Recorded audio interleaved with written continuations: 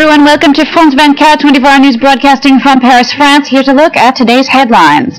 Here in Paris, the Olympic flame is extinguished for, quote, technical reasons. This is hundreds of pro-Tibet protesters blocked the torch on its trip around the French capital. 3,000 policemen are standing by to protect the flame.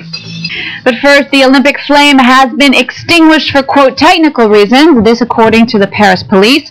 The torch began its troubled trip around the French capital an hour and a half ago. Since then, the flame has been taken off the streets of Paris and onto a bus to ensure its security on this latest leg of its round-the-world tour. Hundreds of pro-Tibet activists have turned out in Paris to protest against China's crackdown in Tibet, and those protests are turning violent. Political Affairs editor David Crossan is with us now. Dave, there were already major protests following the flame in London. Tell us a bit more about what's happening here today. There were 3,000 policemen out there. Wasn't this supposed to not happen this way? It was supposed to be a security bubble fit for a visiting head of state. And yet, no sooner had the Olympic torch relay begun its journey in Paris than it hit problems. Even before that, there were protesters gathering opposite the Eiffel Tower where it started its journey. One locally elected Green official was arrested as she tried to approach the flame carrying a fire extinguisher. Another tried to snatch it out of the lead relay runner Stéphane Diagana, the former world 400 meters hurdles champion's hands. He was also spoken to by the security forces. The Olympic flame extinguished for technical reasons, as we're hearing. Well, if it was an Olympic event with all this getting on and off the bus, they'd be disqualified. It has happened that someone tried to shortcut the marathon by taking a taxi. This torch having real problems on its trip around Paris, a very, very slow journey. At the moment, still only about 15% of its journey completed. It was meant to finish it by 5 o'clock.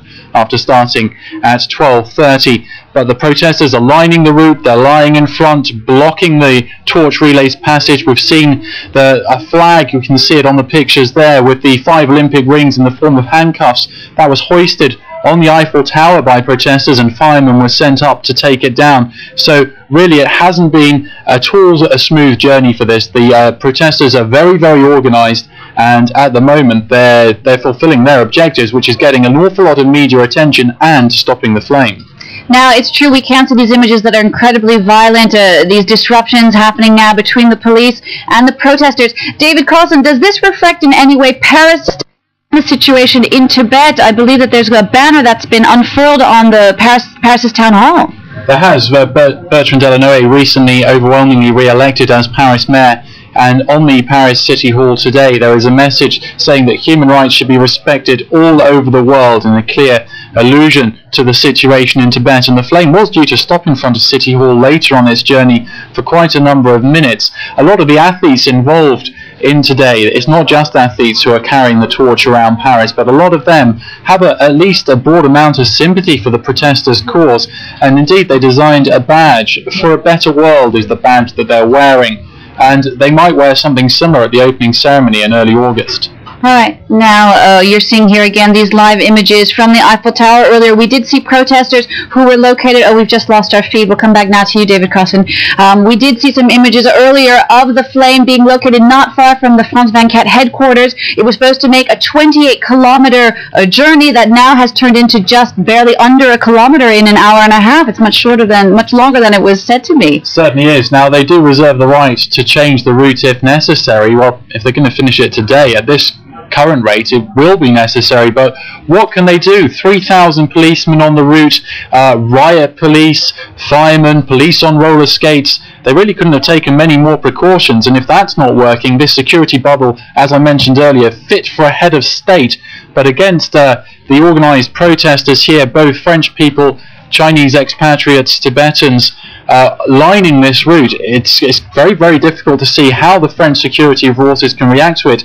They know that any heavy-handed displays will reflect very, very badly on them. But how can you protest against a human rights situation in China if images are showing you dragging young protesters off the streets? Right, with bloodied mouths, as we can see here on this particular image right now. Thank you very much, David Crossan, Political Affairs Editor here at France 24. Now, as David mentioned, 3,000 security personnel are in Paris. They had braced themselves for these protests. We'll now take a look at how that security went about preparing itself. It's been a hazardous journey so far for the Olympic flame, so authorities in Paris have taken no chances on security.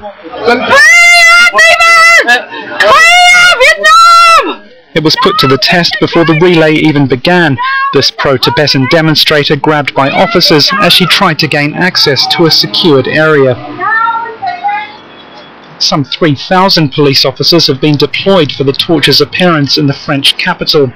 Several dozen are flanking torchbearers to shield them from protesters along the 28-kilometre route. Everything is being monitored here in the security control room, police using an elaborate video surveillance network to monitor any disruptions. The NGO Reporters Without Borders has accused French authorities of caving into Beijing's demands for high security. Whether it's warranted or not, this is a barrier which many demonstrators are determined to breach.